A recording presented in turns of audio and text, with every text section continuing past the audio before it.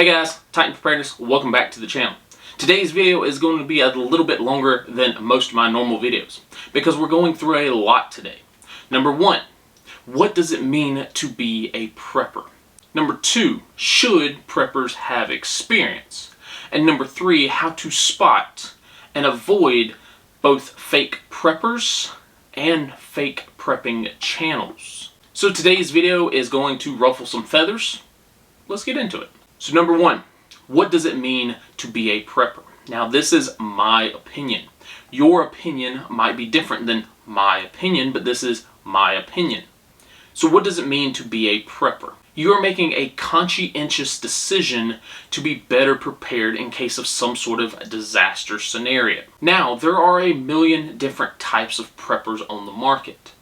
There's a million different types of ways to prepare. You could be the guy preparing for another civil war. So you're stocking up on weapons, on ammo, on medical and trauma and first aid kits. You're stocking up on plates and plate carriers because that is what you are prepping for. You could be the guy preparing for some sort of economical crisis. So you're going out and stocking up on silver, on gold, on barter items because you think in the near future that is going to happen. You could be the single mama down in Florida. She's prepping for hurricanes because she has kids that live with her. She's got no help from the government. She's got no help from the baby's daddy. She wants to make sure that her kids are taken care of when another Hurricane Ian hits, which it will. Now you might choose to be a prepper because of some sort of event. Think 9/11. Think the COVID lockdowns. Think a hurricane hitting your door. These are basically instantaneous events. They happened, people reacted to them, and they said, you know what? I need to be better prepared for that next time. Maybe the people in New York said, you know what? Maybe I need a gas mask or an N95 in case more buildings fall down. People during COVID saw the craziness that was the stores during 2020. So what did they do when it all cleared back out?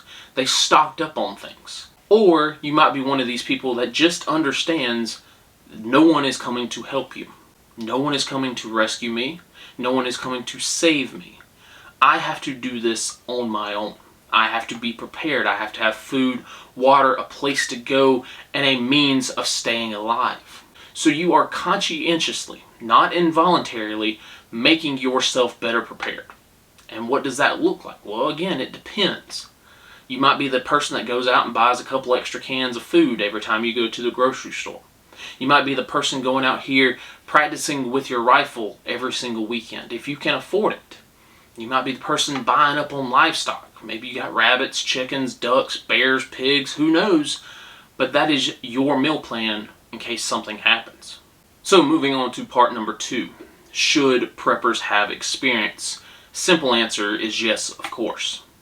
Don't take gardening advice from someone that's never grown a garden. Don't take driving lessons from someone that's never driven a vehicle. Preppers should have experience. I like learning from people who experienced that. I want people who experienced some sort of event to teach me, to tell me what they needed, what they wanted, what was the situation. I love going and watching these vlogging style channels of an event, right? Where it's one person telling you what the situation was that they were in, and this is what we did to survive it. We saw this a lot after Puerto Rico. People were making vlogs, people were making videos talking about the shitstorm that was Puerto Rico after Hurricane Maria. We see this in places like Venezuela and Lebanon. People uploading videos talking about their day-to-day lives in an economical situation. We saw this with all the hurricanes. We've seen it with the winter Texas storm. We've seen it a million times. Learn from the people that have experienced it, because those people are going to give first-hand knowledge of the event. Modern Survivalist is a great example of this. If I want information on how to survive a breakdown of an economy, I go to him because he lived through that. Selco is another example of this. If I want to know what it's like to have my city surrounded for over a year, no power coming in, no water coming in, no fuel coming in, and to be completely locked down and to be shot if I go outside, I take that advice from Selko because he lived through it. Now, does that mean that anyone that's not lived through that situation cannot help spread the information? No. Because of course the first person I would want is the person that lived through that experience. However, a lot of these people don't have YouTube channels. They don't have voices. If they put out a video, it's going to get 10 views. But I can take the same information and I can spread it and say, hey, listen, this was this person's experience. Learn from it. So if you have a person that lived through it and has that experience, of course I would want to learn from them first. But if I can't learn from them, I would want to learn from the person who might not have the experience, but has done the research and is putting out actual quality information. And that's the big key word there. Don't tell me what I need for an earthquake if you not only never experienced one, but never did the research. Because then your information is going to be terrible. Oh, well, you need a life jacket, and you need some candles, and you need, no. If you're going to put information out here, having never experienced an event, make sure that information that you're putting out is accurate. A great example is the Great Depression. There are some individuals out here that think that if you haven't lived through an experience, you shouldn't talk about it. What about the Great Depression? The people that lived through the Great Depression are all dead. Does that mean that we shouldn't discuss it? Does that mean that we shouldn't plan for it? Does that mean that we shouldn't put out the information for it? No, of course not. Yes, the event happened 100 years ago.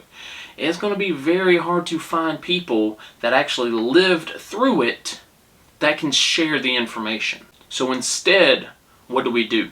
We do research on the topic.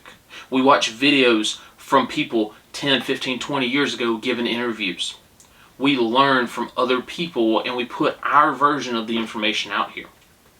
Because I'm not going to go dig up Granny that lived through the Great Depression because she's not going to tell me anything.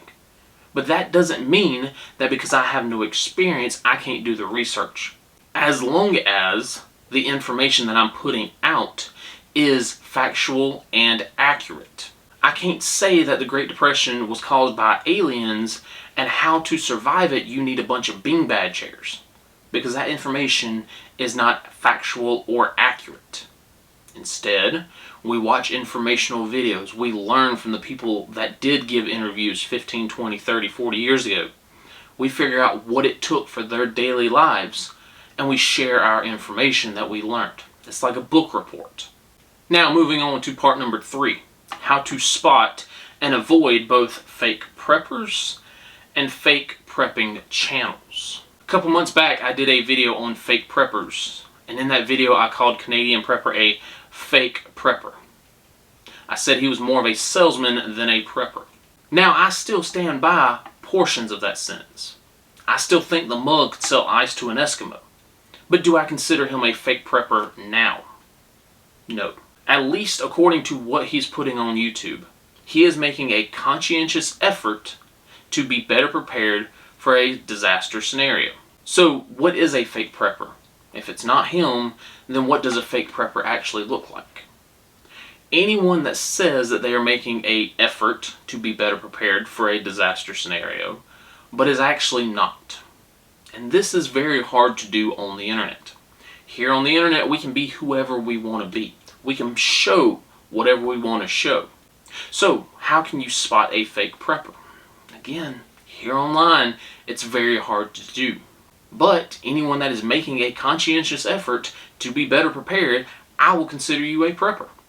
Whether that means you are buying 1 can of soups and spaghettis a week, whether that means you're buying 1 can a month, whatever you can afford, as long as you're saying, okay, listen, bad things have happened in the past, and I need to be more ready for the next one.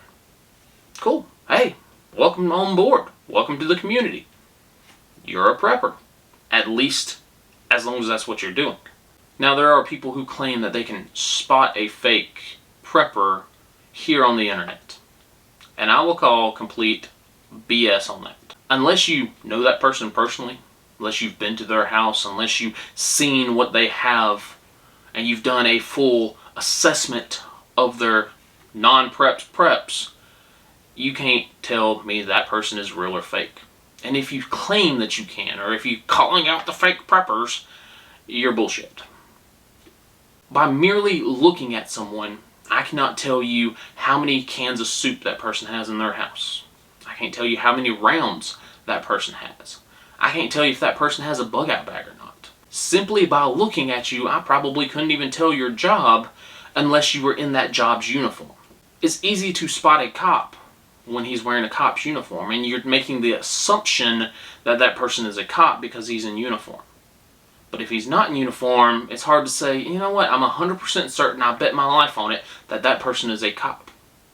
You can make an educated guess, but you cannot 100% for certain claim to know anything about that person that you see. It's the same way here on the internet.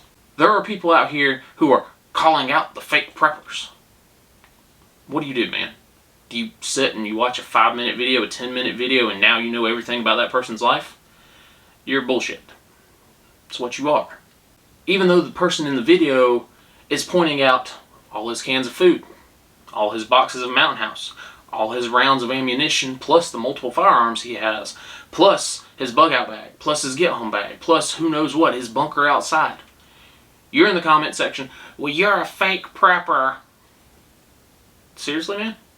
What, do you have nothing better going on in your life? You're calling out fake preppers even though you have nothing to show for it? Sounds like jealousy. Now moving on to the next part of this video. How to spot a fake prepping channel. Now you might be asking me, wait a minute, you said it is hard to determine if a person is being honest online. That is true. If you say you're a prepper, I gotta take it, right? I gotta take it with a grain of salt because I have no way to prove that you are being truthful by being prepared. I'm not going to come to your house and say, ooh, wait a minute, you said you had this and you don't, you're a fake prepper. So, I have to take everyone that says that they're a prepper as truthful. And the channel is real. The channel is producing content, it's putting out videos, so it's a real channel and a supposedly real prepper. So why is it a fake prepping channel? You see, a fake prepping channel only produces prepping content that much of the time. They claim that they are a prepping channel and that they're spreading prepping information, but 1 out of every 10, 15, 20, 30, 40, 50 videos is actually related to prepping. Let's think about this for a second. I watch Donut Media. It is a car channel. Every video they produce is based on cars. If Donut Media started producing videos on horses, would you still consider them a car channel? If they deleted their entire catalog and put out 100 videos about horses and only 1 video about a car, would you still consider them a car channel? Probably not. It is the same way with these fake prepping channels. 1 out of every 10, 20, 30, 40 videos is actually related to prepping.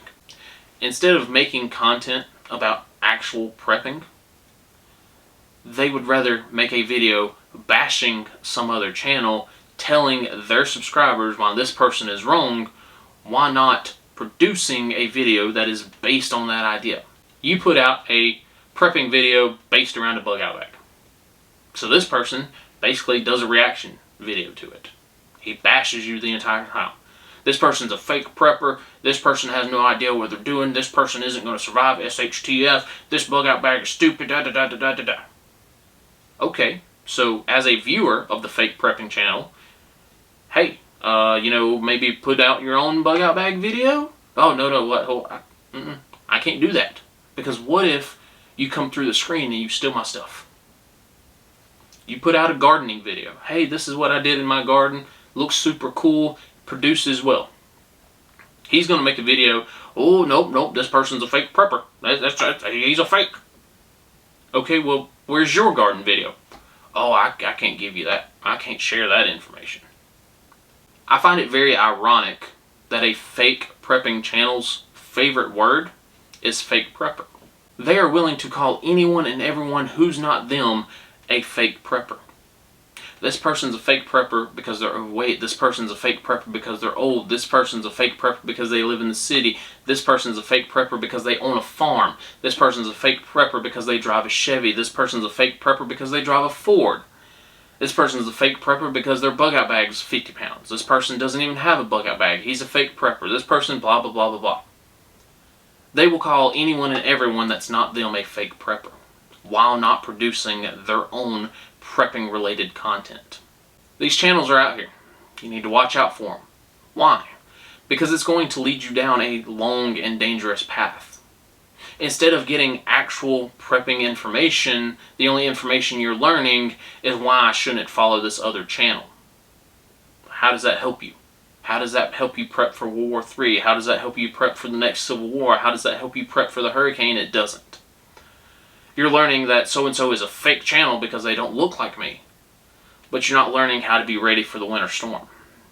You're learning that so-and-so is fake because they don't sound like me. But you're not learning how to be ready for the hurricane. You're getting information, it's just not useful, and it's not valuable. So avoid the fake prepping channels. So if you made it this far in the video, you might be asking me, why? Why am I making this video? That's a great question. I want prepping to be all-inclusive. I don't care your age, your sex, your weight, your political affiliation, your religious affiliation. I don't care. Basically, any prepping content creator does not care. We don't care what you look like, what you sound like, what you smell like, as long as you're prepping. That is the whole goal of this prepping community. We want anyone and everyone to be preppers. Whether you buy our stuff or not, whether you watch our videos or not, whether you can't stand us or not, we don't care. We want you to say, you know what, I need to be better prepared. Where can I find this information? Oh, there's millions of channels that are giving me quality information. I should probably go watch them. It makes no difference to me whether I have 5 subscribers or 50,000 subscribers. I'm still going to be out here producing content, helping people get better prepared. That is the way it is for many other prepping channels as well. We don't care what you look like, what you sound like, what God you worship, what political affiliation you have, what car you drive. We don't care. We just want you to be better prepared, because the world's going to shit. We want you to be ready for it. Anyone and everyone should be a prepper. I don't care if you're the grandma who cans. I don't care if you're the guy prepping for Civil War II, World War III, alien invasion, zombie invasion. I don't care if you live in Florida and you're the single mama. Anyone and everyone should be better prepared. The second thing that I want you to understand is once you start prepping, once you've made the conscientious decision that, hey, I need to be better prepared, keep growing. Don't just stop at 1 can of soup and say, yep, I'm good. Get 2, get 3, get 4. This community is slap full of information. Use it to your advantage. That doesn't mean that you have to buy through our links. That doesn't mean that you have to super chat us. That doesn't even mean you have to join the live streams. It might cost you a 30-second ad. 30 extra seconds in a 15-minute video. That's it. The information is out here to you absolutely free. Use it to your advantage. This community was created and is about helping one another. That doesn't mean that we're going to come rescue you. But we are here to help you out. If you want to know how to grow a garden, there's a video on that. If you want to know how to build a bunker in your backyard, there's a video on that. If you want to know how to run your house via solar panels and battery power stations, there's videos on that. If you want to know how to build a bug out bag, there's a million different videos on that. Use the community, use the information to benefit yourself. And last and finally, this is for all of y'all who want to create a YouTube channel. Maybe you want to become a content creator one day. The best piece of advice I can give you is do not feed the trolls. Because they're out here, especially the fake prepping channels. They have no problem coming into your comment section, coming into your videos, and absolutely bashing your ideas because your ideas are not theirs. Your ideas do not align with them. So they're going to run you down, they're going to trash you, they're going to bash you. all because you have a difference in opinion. We all prep differently.